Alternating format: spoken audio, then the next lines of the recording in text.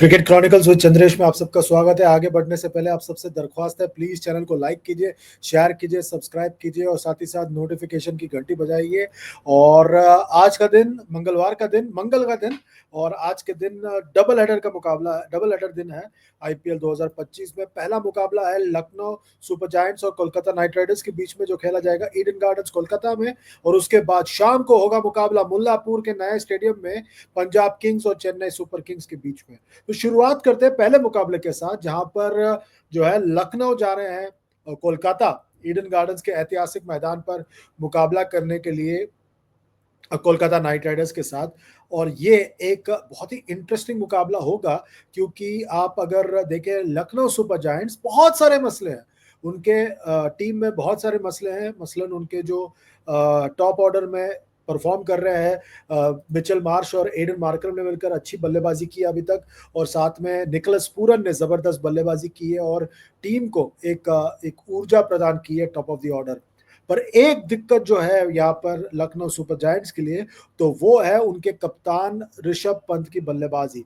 आयुष बदोनी ने ठीक बल्लेबाजी की है अब तक, और उनको चाहिए कि बाकी जो बल्लेबाज हैं, जैसे अब्दुल समाद हो या बाकी जो उनके लाइनअप में बल्लेबाज हैं, उनको भी आप परफॉर्म करना चाहिए। अगर आप उनके लाइनअप के तरफ देखें तो बड़े गौर से मैं देख रहा था, अब्दुल समाद है उनके पास जो है परफॉर्म कर सकते हैं।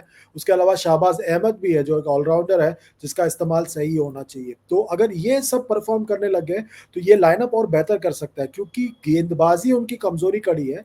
पर यहाँ पर जो है उनकी जो बल्लेबाजी है, उसमें वो असला बारूद मौजूद है जो किसी भी लाइनअप को परेशान कर सकते हैं अपने बल्लेबाजी के साथ। पर दिक्कत आती है उनकी गेंदबाजी में। अगर आप गेंदबाजी को गौर से देखें तो शार्दुल ठाकुर जो है वो शुरुआत में उन्होंने अच्छी गेंदबाजी की, आवेश खान ने पिछले कुछ मुकाबलों में अच्छी गेंदबाजी की है, रवि बिश्नोई वो लय पकड़ नहीं पाए हैं, तो दिक्कतें हैं वहां पर एक गेंदबाज जिसने बहुत इंप्रेस किया है सबको, वो है दिग्वेश राठी। अब दिग्वेश राठी जो है वो बहुत ही एक मतलब एक ऐसे गेंदबाज के तौर पर उभरे हैं जो इस टूर्नामेंट में काफी कुछ असर डाल सकते हैं अपनी गेंदबाजी के साथ। लेग स्पिनर है और मेरे ख्याल से उनकी जो गेंदबाजी है उसको सही तरीके से इस्तेमाल किया कप्तान ऋषभ पंत ने। पर ऋषभ पंत के लिए तब बेहतर होगा चीजें जब उनके तेज गेंदबाज और कंसिस्टेंटली परफॉर्म करने लगेंगे, तो क्योंकि अगर उनके तेज गेंदबाजों को देखें तो आपके पास आकाशदीप अब फिट होकर आए हैं, आवेश खान अब फिट होकर आए हैं, शार्दुल ठाकुर तो है वहां पर, मोहसिन खान नहीं है। मयंक यादव के बारे में हेड कोच जो है जस्टिन लैंगर, उन्होंने कहा है कि वो अभी तक फिट हो रहे हैं, तो वो उससे एक अच्छी संकेत मिले हैं लखनऊ सुपर जायंट्स के लिए। पर और भी बेहतर हो सकता है अगर ये सब कंसिस्टेंटली परफॉर्म करे तो। सबसे बड़ी बात है रवि बिश्नोई का चलना। अगर रवि बिश्नोई चल गए तो गेंदबाजी का आधा मसला सॉल्व हो जाएगा। जहां तक बल्लेबाजी की बात है, बल्लेबाजी मेरे ख्याल से ऋषभ पंत पर निर्भर है, और मैं अभी भी मानता हूं ऋषभ पंत को सलामी बल्लेबाजी करनी चाहिए यहाँ पर मिचेल मार्श के साथ मिलकर। पर उससे बेहतर जानने वाले लोग वहां पर मौजूद है उनके लाइनअप में। जहां तक उनके प्रतिद्वंदी कोलकाता नाइट राइडर्स की बात है, उनके पास क्विंटन डिकॉक है टॉप ऑफ द ऑर्डर, जो शुरुआत तो अच्छी हुई थी पर अब कंसिस्टेंसी की कमी है। दूसरी जो उनके साथी हैं, पहले एक मुकाबले में सुनील नारायण थे, दूसरे मुकाबले में फिर मोइन अली थे, वो दोनों भी कंसिस्टेंटली परफॉर्म नहीं किए हैं, जिसकी वजह से क्विंटन डिकॉक पर बहुत ज्यादा दबाव आया है। वहीं पर जो है बीच के ओवरों में कप्तान अजिंक्य रहाणे पर दबाव बना है, और उन्होंने अंकुरिश रघुवंशी के साथ मिलकर जोड़ियां बनाई है, जिसकी वजह से कोलकाता नाइट राइडर्स वापसी कर पाया है इस टूर्नामेंट में। अजिंक्य रहाणे ने ठीक बल्लेबाजी की अभी तक, अंकुरिश रघुवंशी कंसिस्टेंट रहे हैं। सबसे बड़ी बात है कि वहां पर आंद्रे रसल का चलना बहुत जरूरी है। आंद्रे रसल अभी तक पूरी तरह से चले नहीं है। और जहां तक दूसरे बल्लेबाजों की बात है, पिछले मुकाबले में वेंकटेश अय्यर भी चले थे और बहुत ही ज्यादा फ्री फ्लोइंग बल्लेबाज हैं, बहुत बढ़िया तरीके से किया था। पर मेरा अब भी मानना है इन्हें ओपन करना चाहिए यहाँ पर कोलकाता नाइट राइडर्स के लिए। तो ये तो बात होगी वेंकटेश अय्यर की। रिंकू सिंह ने भी पिछले मुकाबले में अच्छी बल्लेबाजी की, और इसीलिए ये टीम बहुत खतरनाक टीम साबित हो गई। याद रखिए ये डिफेंडिंग चैंपियन है, तो ये कुछ भी कर सकते हैं अपने मैदान पर। दूसरी ओर उनकी गेंदबाजी पर अगर नजर डालें कोलकाता की, वैभव अरोरा फिर एक बार विकेटों के बीच है। जबरदस्त गेंदबाजी की है इस बार फिर, और T20 क्रिकेट में बहुत ही कंसिस्टेंट रहे हैं। साथ में हर्षित राणा भी है, जो भारत के लिए खेलने के बाद उनके अंदर एक नई ऊर्जा आई है और ये बहुत अच्छा लग रहा है देखने के लिए। स्पेंसर जॉनसन का अभी अब तक उन्होंने इस्तेमाल किया है। स्पिनर्स में उनके पास वरुण चक्रवर्ती है, जो बहुत ही ज़्यादा कंसिस्टेंट है विकेट लेने के मामले में। और जहाँ तक दूसरे स्पिनर की बात है, सुनील नारायण भी है, जो लगातार विकेटें लेते हुए आ रहे हैं, आ सकते हैं, माफ़ कीजिए। उनको और विकेटें लेनी चाहिए, पर वो एक उनको इस्तेमाल किया जा रहा है एक बल्लेबाज के तौर पर, जो थोड़ी बहुत गेंदबाजी कर लेते हैं। आंद्रे रसल ने अब तक ठीक गेंदबाजी की है, पर ओवरऑल ये टीम अभी भी अपना लय पकड़ने में व्यस्त है। मेरी माने तो मेरे हिसाब से ये मुकाबला बहुत ही कठिन है टू बताना कि कौन जीत रहा है मुकाबला। पर अगर आप थोड़ा आंकड़ों के तरफ जाए तो आपको ऐसा लगने लगता है कि शायद थोड़ा-सा जो है यहाँ पर कोलकाता नाइट राइडर्स का पलड़ा भारी है। ज़्यादा नहीं, बहुत थोड़ा-सा, और इसीलिए मेरा मानना है कि ये मुकाबला बहुत ही ज़्यादा दिलचस्प होगा।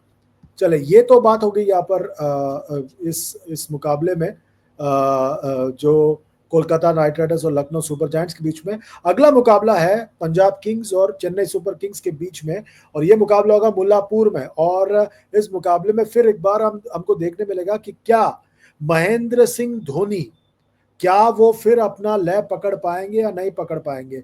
पिछले मुकाबले में हमने देखा महेंद्र सिंह धोनी और विजय शंकर दोनों को काफी दिक्कतें हुई और बहुत ज्यादा उनको तकलीफ हुई स्कोर करने में। और जब तक उनके कप्तान ऋतुराज गायकवाड़ पूरी तरह से चलते नहीं है, चेन्नई सुपर किंग्स को बहुत दिक्कत होती है। उनको पता ही नहीं रहता किस तरह से वो सामना करे। ये पूरे सीजन में ऐसा मुझे लगा है कि अगर रचिन रविंद्र चले और फिर ऋतुराज गायकवाड़ चले तो पूरी टीम चल पड़ती है, और बीच में उनके पास कोई ऑप्शन नहीं होता, कोई जवाब नहीं होता। डेवन कॉनवे को ट्राई किया पिछले मुकाबले में, उनके साथ स्टिक करना पड़ेगा। विजय शंकर पूरी तरह से कंफ्यूज लगे। शिवम दुबे ने अब तक कोई असर नहीं डाला है। महेंद्र सिंह धोनी नहीं चले, रविंद्र जडेजा नहीं चले हैं, रविचंद्रन अश्विन से वो बल्लेबाजी नहीं हो रही है। आप अगर आपने देखा कि उन्होंने पहले सैम करन का इस्तेमाल किया, वो नहीं चले। जेमी ओवरटन का इस्तेमाल किया, वो गेंद के साथ नहीं चले, बल्ले के साथ भी नहीं चले। तो ओवरऑल ये लाइनअप बहुत ज्यादा कंफ्यूज लग रहा है मेरे हिसाब से, और ये इसी का नतीजा है कि ये टीम इस वक्त इतना स्ट्रगल कर रहा है।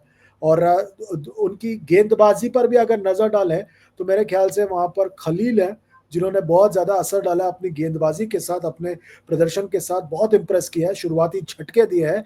पर उनको साथ देना बहुत जरूरी है, बाकी तेज गेंदबाजों का उनको साथ देना जरूरी है। पतिराना ने ठीक गेंदबाजी की है, बाद में आते गेंदबाजी करने के लिए, पर उनका साथ सबको मिलकर साथ चलना पड़ेगा, वरना दिक्कत हो जाएगी।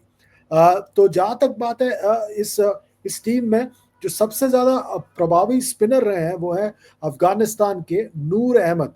विकेट निकाला है इन्होंने और असर डाला अपनी गेंदबाजी के साथ। पर जो बाकी जो अनुभवी गेंदबाज हैं, जिनके बारे में मैं लगातार बोले जा रहा हूं, खास तौर पे रविचंद्रन अश्विन, अब ये जो है अभी अभी इंटरनेशनल क्रिकेट से वो रिटायर हो चुके हैं, पर अभी उन्हें आईपीएल में अगर खेलना है तो बताना पड़ेगा कि उनमें अब भी वो मादा है कि वो दबाव डाल सके बल्लेबाजों पर अपनी गेंदबाजी के साथ। अगर वो नहीं डाल पाते तो बहुत दिक्कत हो जाएगा आने वाले दिनों में चेन्नई सुपर किंग्स के लिए इस टूर्नामेंट में। गेंदबाजी में भी हमने बता दिया है कि किस तरह से ये स्ट्रगल कर रहे हैं। इनके जो सामने जो टीम है वो है पंजाब किंग्स। अब पंजाब किंग्स जो है वो एक मुकाबला हार कर आ रहे हैं इस मुकाबले में, और जो ये मुकाबला था, इस मुकाबले में देखिए किस तरह से श्रेयस अय्यर राजस्थान रॉयल्स के खिलाफ मैच हार कर आए थे, और उसमें प्योर पेस जो जोफ्रा आर्चर के पास है उसके चलते वो कुछ नहीं कर पाए और आउट हो गए। पर उसके पहले बहुत कंसिस्टेंट थे वहां पर श्रेयस अय्यर।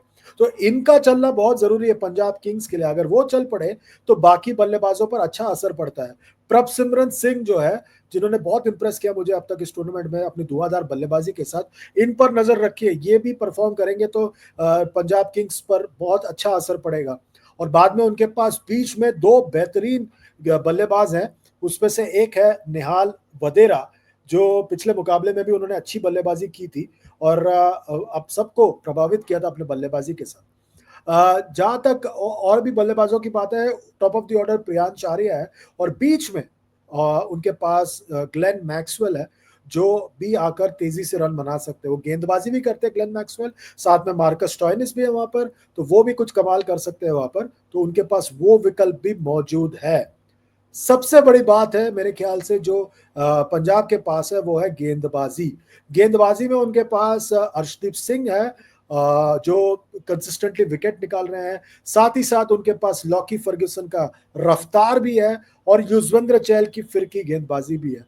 तो इनके पास सभी विकल्प मौजूद है और भी उनके पास जो है मार्को यानसन का भी विकल्प मौजूद है। तो ये एक कंप्लीट लाइनअप नजर आ रहा है। बल्लेबाजी जरूर पिछले मुकाबले में नहीं चली, पर मुझे लग रहा है कि आने वाले मुकाबलों में ये बल्लेबाजी अगर चल पड़ी तो इससे बेहतर कुछ नहीं होगा यहाँ पर पंजाब किंग्स के लिए। तो चले अब अगर आप मुझे कहें कि इन दोनों टीमों में पंजाब और चेन्नई के बीच में किसकी जीत होगी, तो ये बहुत ही आसान है मेरे लिए कहना कि पंजाब का पलड़ा भारी है और टी20 क्रिकेट में मोमेंटम एक बहुत बड़ा फैक्टर होता है। इसीलिए मुझे लगता है कि इस मुकाबले में भी पंजाब किंग्स की जीत हो सकती है। पर मेरे जानने या मानने से क्या होता है, आपके जानने से क्या होता है, मानने से क्या होता है, वो ज्यादा जरूरी है। वीडियो के नीचे कमेंट कीजिए, लाइक कीजिए, शेयर कीजिए, सब्सक्राइब कीजिए और साथ ही साथ नोटिफिकेशन की घंटी बजाइए। अभी के लिए बस इतना ही, अपना ख्याल रखिए। Good bye for now.